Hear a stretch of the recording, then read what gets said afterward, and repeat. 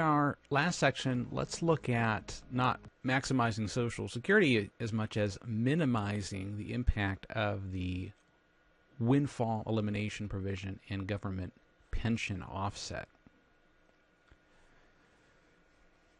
Both provisions, the WEP and the GPO, the reduction applies only when the non-Social Security pension is actively being taken. So, for example, if you're a teacher and you're actually receiving the non-Social Security covered pension, or if you work for the federal government and you're actually receiving the federal government pension, and then try to activate the Social Security benefit afterward, the windfall elimination and the government pension offset provisions will apply, and they will reduce the primary insurance amount of the Social Security. But what if the pension doesn't get started until later? Let's look at an example, and this won't fit a majority of individuals impacted. A majority of individuals impacted may not work later and activate their non-Social Security covered pension later. But let's look back at the Beeve and his wife Sharon, who's a nurse. She earns a non-Social Security covered pension through the hospital. But Sharon doesn't intend to retire and take that non-Social Security covered pension until much later, until she's age 70.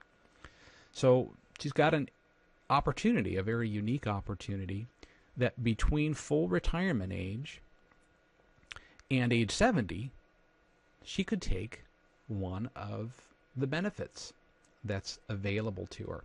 Why not before full retirement age? Well, if you remember about working before full retirement age, then we have a reduction potentially in Social Security benefit. But what about after full retirement age? There's no reduction due to work. So let's say that Sharon, she doesn't intend to take her own benefit. And when I say her own benefit, I'm referring to her nurse's pension, non-Social Security covered pension, until later, age 70, when she stops working.